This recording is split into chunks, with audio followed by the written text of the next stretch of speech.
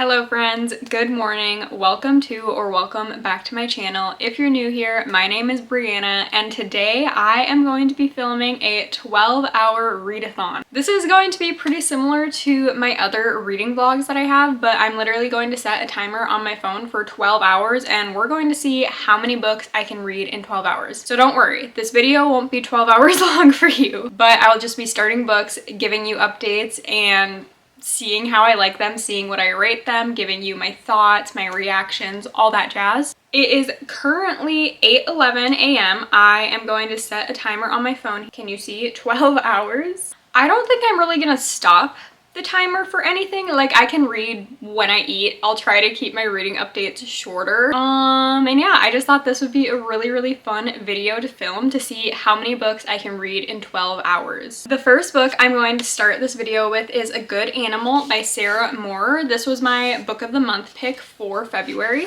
This is more so a literary fiction, I'm pretty sure. It says, staying is his dream, leaving is hers, one secret threatens them both. So in this book, I think it takes place in small town Michigan. There are these two characters, they're kind of intertwined. They have this secret between them, and I think the secret could like expose the whole town or something. I think this sounds very interesting. Honestly, this doesn't even look that long. It's under 300 pages, so I think we should for sure be able to finish this one. In this video, I'll probably force myself to read the books like I need to read in February.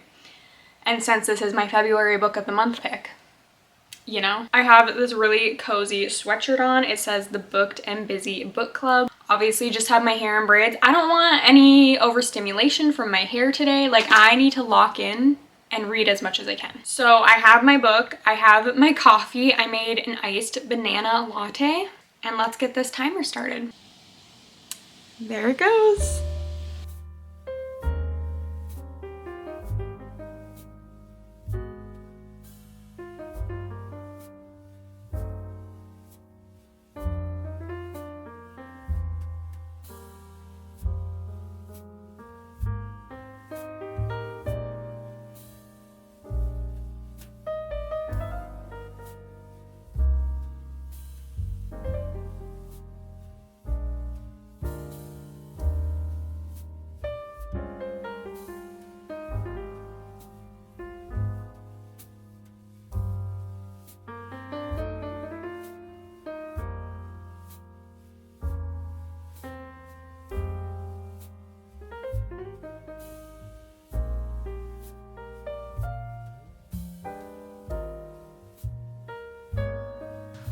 Alrighty, I have been reading for about 2 hours. My timer is at 9 minutes and 57 seconds, so that's what? Or 57 seconds. No, 57 minutes.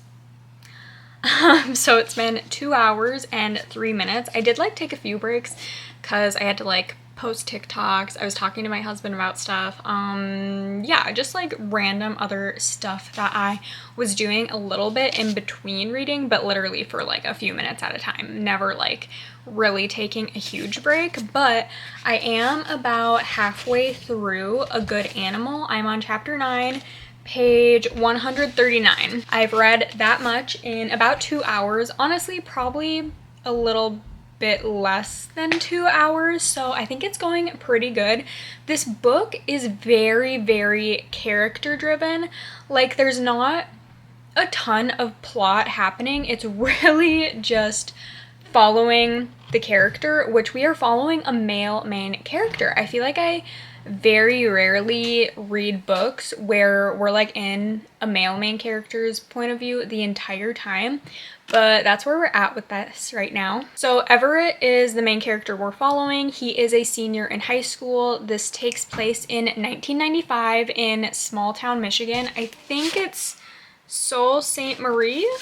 Is that how you say that? I'm not 100% sure, but in the upper peninsula of Michigan, I'm pretty sure. So he comes from a long line of farmers and like sheep herders, sheep farmers. I'm not really sure what the whole terminology is for that, but I do find that very interesting that we're following this teenager, Everett, in this small town as his family is like breeding sheep and showing sheep and then selling those sheep. And all the work that goes into it and all like the farm work and the fairs and the showing. I think that's pretty interesting because I'm from middle of nowhere, Minnesota, and they're talking about like going to the county fair and like 4-H club and showing their sheep so that they can hopefully sell them for a high price. And it's like, I had friends growing up who did that. I never did it personally, but like I know my dad did that when he was growing up. But yeah, I've had friends who do it, and obviously like I go to the county fairs and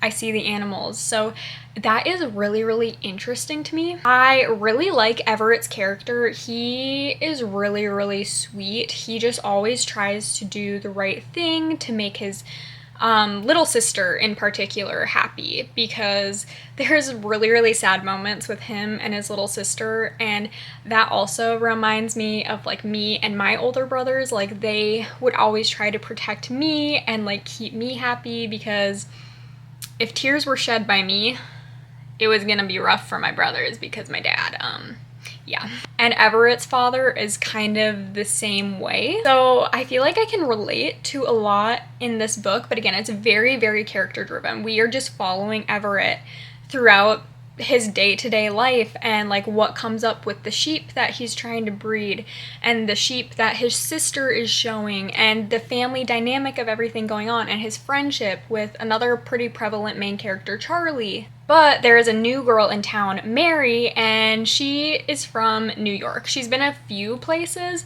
but most recently she was in New York, and now being in small town Michigan, she is like, after graduation, like, I just want to get out of this small town, I want to go to college. And Everett is very, very interested in Mary. Like, he really, really likes her. They are starting to form a friendship. And obviously Everett, like his family has been in this small town for generations and generations. So he's like, I really want to stay. I want to keep doing what I'm doing. Everett has younger siblings that he wants to be there for. But he's also really interested in Mary. So I think it'll be interesting to see how the book goes, what's going to happen, because we haven't really gotten into a ton of drama yet within Everett and Mary's relationship, and I feel like that is supposed to be like a really, really big plot point of the book. So I'm really excited to get there and see what happens. It is kind of reminding me of Broken Country. Broken Country had a lot more mystery to it and like a lot more plot twists, which this being so character driven instead of plot driven, obviously we don't have like huge plot twists and turns everywhere like in Broken Country, but just like the writing style and the setting reminds me of Broken Country, so I'm liking that. I'm definitely a little bit nervous to see how this all plays out, because I am really, really starting to get attached to Everett's character. He just seems like such a good son, such a good older brother, but I am also really, really intrigued to see what's gonna happen to him and to Mary and to their town and their relationship and what they're gonna do with their futures. So I have 9 minutes and 51 seconds left on the timer, so I'm just gonna keep chugging away at this.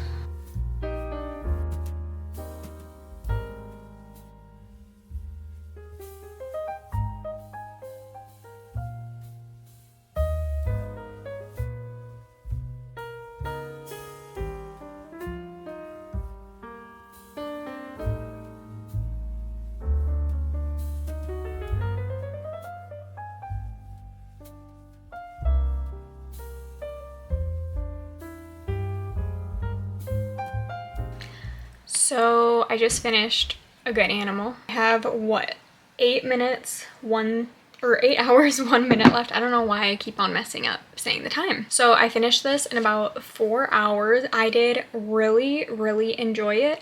Some of the trouble that Everett finds himself in is definitely unfortunate.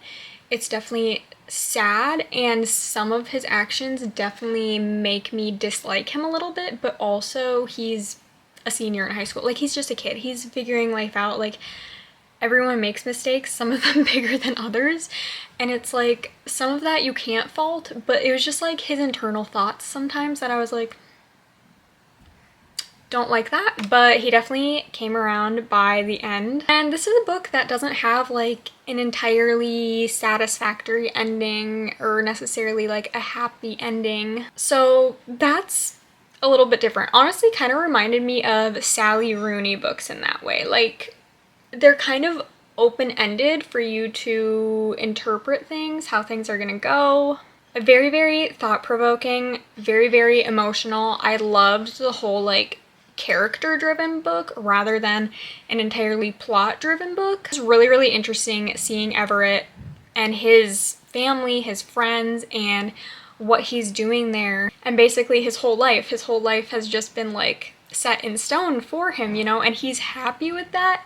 But then these things come up where he's second guessing things a little bit, or like a wrench is getting thrown in his plans. So I think this is a very, very beautiful and like real book. So I would definitely recommend it. I think I'm gonna go with a 4-star rating. And now we need to try and figure out what I'm gonna start next. I think I definitely want to read from my February TBR because we are, well, what's the date today? February 10th, I think? Yeah, we are getting through February pretty fast and I still have this many books on my February TBR. So I'm thinking this is what I want to choose from for sure, but I'm like, what one do I choose? I'm not going to do Rose and Chains because that's going to be a buddy read. I'm going to do with Caitlin. I could do the Atlas 6 because this has been on my TBR for a year. I don't think I want to get into 11/22/63 for this video. Same with Mistborn. Like, I don't think those are two that I want to touch in today's video. So then that kind of just leaves me with a romance and a classic. Honestly, I'm kind of just in the mood for another like literary fiction or just any fiction work, like a historical fiction, but I don't really have any more of that on my TBR. I do think Fahrenheit 451 could be interesting because that is kind of like a dystopian almost, but it was written, I don't know, in the 60s. Is that right? Am I making that up? I don't know. I think I'm gonna go with the Atlas 6. Like, the point of this video, well, not the entire point, but like part of the point of this video was for me to try and get my February TBR books read, and this book has been on my physical TBR for a year, so I feel like this is just a perfect opportunity to like force me to sit down and read this in one sitting, I guess. Is this a book to read in one sitting? I guess we'll find out. I don't really know what this is about other than it's like a dark academia fantasy. I've read a few other books by Olivia Blake and I really, really like her writing style. I feel like I'm not the biggest fan of dark academia, but maybe Olivia Blake can get me to like it. So this is what I'm going to start for book number 2 of this 12-hour readathon.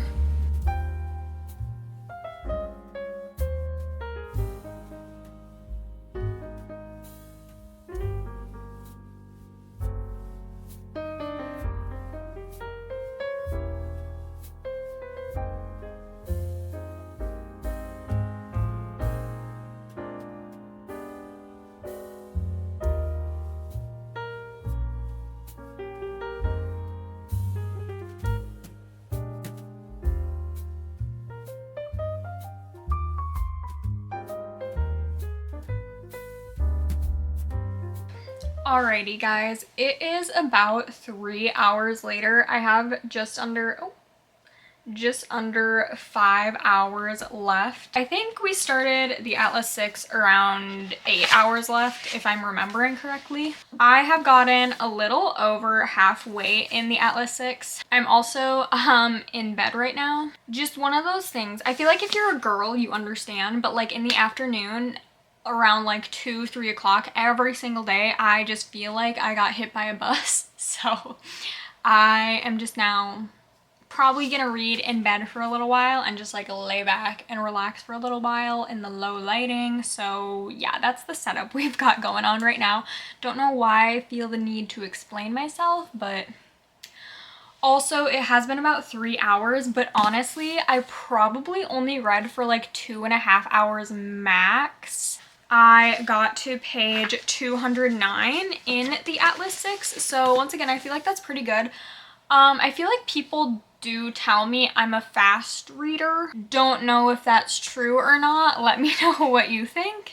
I don't know, I've just been reading literally my whole life since I learned how to read in kindergarten. I have been reading ever since. So, but yeah, I definitely did not read for the full 3 hours. I just got caught up with some other stuff. Like, I've been doing some chores and laundry, and I've been doing work, and then I got caught up in like tax stuff, which I don't know, taxes or like tax laws, tax policies, I don't know, are they laws? I literally don't know. But anyways, some of like the tax policies, I guess we'll say, got changed in 2025. So now when I'm like filing my 2025 taxes, I'm just a little bit confused because yeah, they changed stuff. So I'm like trying to get all my forms together for that, but I'm like, I don't even know what forms I all need because they changed things. And if you think that content creation as a career looks glamorous, I promise it is not, especially during tax season. No, like literally, no.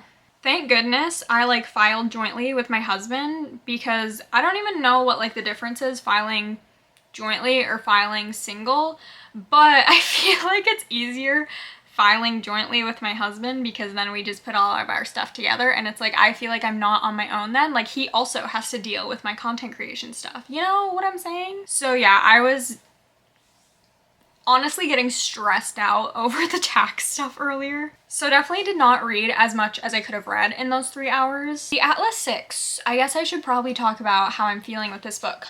Honestly, not loving it. It is about these 6 different characters. They have all been invited to the Alexandrian Society, which this society is made up of only like the most powerful magical people, because in this world it like takes place in the real world, but our characters all have magical abilities. So because they are so powerful and like so good with their abilities, I guess, they have been invited to this secret society where only the best of the best get invited to. But they have 1 year to like prove themselves and become like an initiate in the society, but there's only 5 spots. So the 6 of them are fighting for 5 spots. It's like musical chairs, you know? Like, there's not enough spaces. Honestly, I'm just not really vibing with it. Again, I just don't know why me and Dark Academia don't really get along.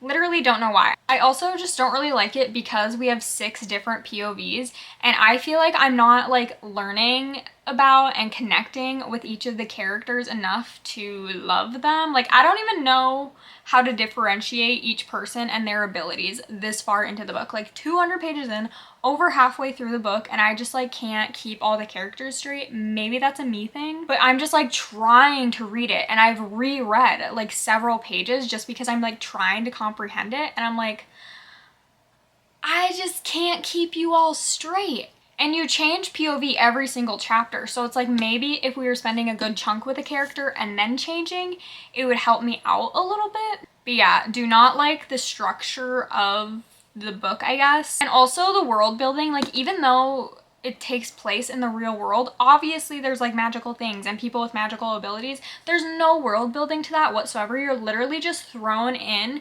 and like expected to understand what is going on, and I don't understand what's going on. I'm sorry. So yeah, honestly not really liking it, and I thought about DNFing it honestly, but I feel like I just need to see it through to see if things get like really crazy, because obviously right now like the 6 of them are competing throughout the year to see who's gonna win the 5 spots. So I am interested to see how that turns out, and I feel like that's like the only thing keeping me from DNFing it right now. And also I'm pretty sure there's another book after this one, so I'm like, is it gonna end with a crazy cliffhanger? Like, what is going on? So I'm like intrigued enough to finish it, but honestly just not liking it that much. What can I say? But I'm just gonna keep reading. It is almost 3:30. We have 4 hours and 50 minutes left on the clock, and I'll probably just see you when I finish the Atlas 6, I guess.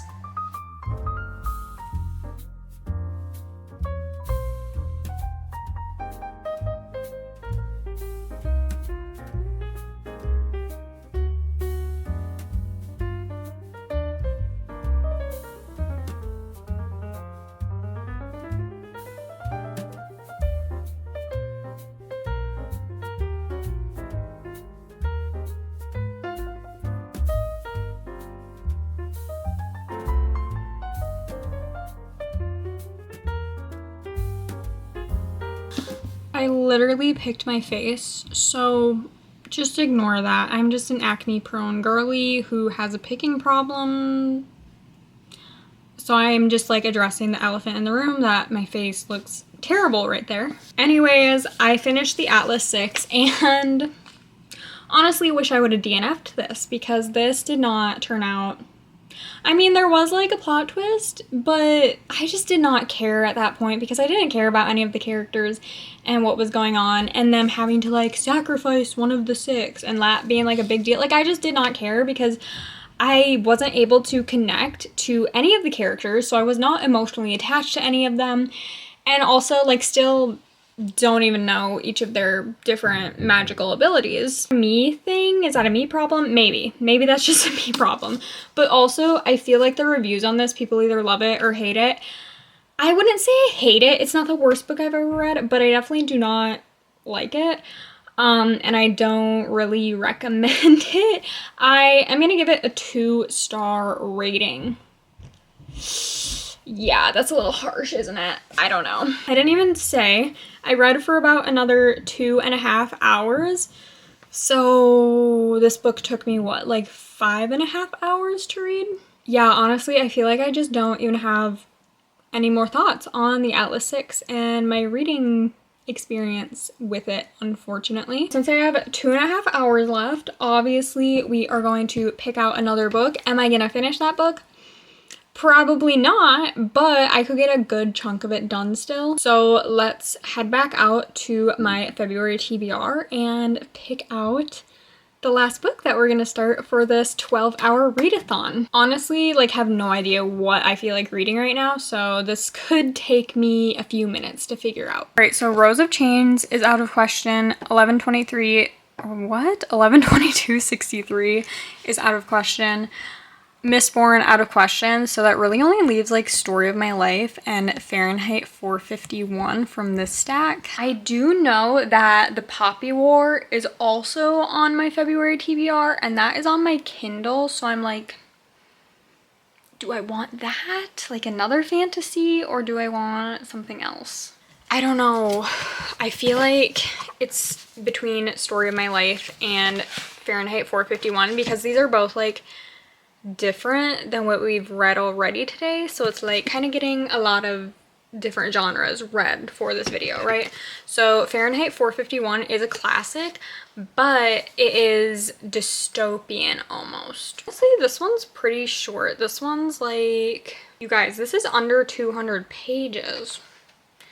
So what if I did read this one? Well, hi Spice. Spice got out of bed. Yeah, this is only 150 pages, so I feel like I could read this in 2.5 hours. So it's like, do I just go with this one? And then I also get my classic for the month off of my TBR because I'm trying to make it a goal to read 1 classic a month this year. Because if I read Story of My Life, this is the last romance book on my February TBR, so I'm like, do I wanna do that now? I was kind of thinking of saving it for like a palette cleanser between fantasy reads, but like if I'm not gonna read a fantasy next, then you know what I'm saying, like what I'm trying to figure out. I am in the middle of Magnolia Parks. I didn't include it in this readathon because I'm like already in the middle of it, like I didn't start it, so I didn't want it to be in this video. I'll talk about it in a different video. So it's like if I start Story of My Life, I'll be reading 2 romances, which is fine, but I feel like it does get a little bit harder to differentiate multiple books if you're reading like multiple books in the same genre at one time, whereas if I'm reading Magnolia Parks and this, like, they're gonna be so different, you know? I think I'm just gonna go with this. Okay, we're gonna go with this.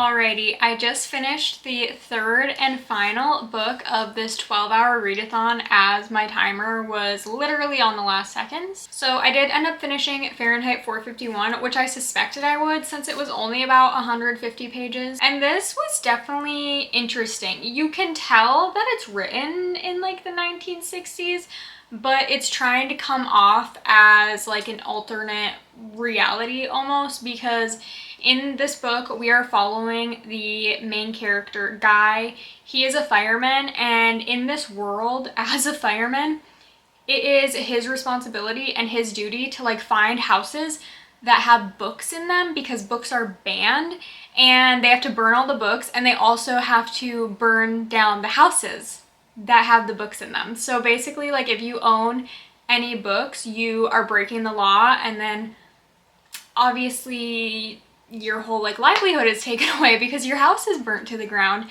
And some people get arrested, some people also like get killed themselves just for owning books, having books in their possession. Very, very interesting. Definitely ahead of its time, because obviously now like such a big topic in politics is the banning of books and what books they're banning and the reasons why they're banning those books. So I think that is really, really interesting and really eye-opening. Like literally they were burning the Bible in this book, which I did not like that at all.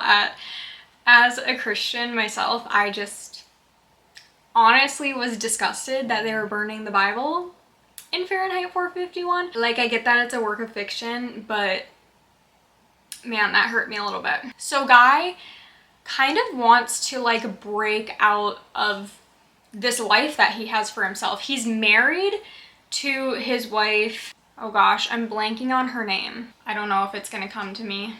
They're like old-timey names. Mildred. Yes, he calls her Millie. So he's married to his wife Mildred, and she's a little bit of a head case almost.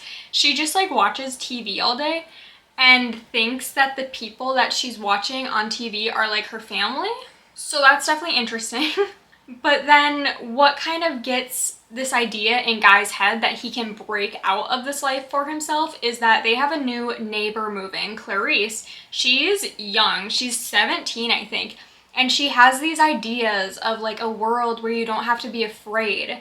And Guy is like, I don't know about that, because literally Guy is the fireman who burns these books and burns down people's houses. He meets Clarice and they get to talking, and he really, really likes talking to her, and she likes talking to him as well. They just like get along, and she definitely plants these ideas in his head that there can be a better life, there can be a better world. So I enjoyed that. Honestly, like, this isn't really a bad book whatsoever. It's a little bit just like not fully a language barrier, because like it's only from the 1960s, so it's not that much different to read, but it's definitely a little bit different. Like the language is still a little bit different.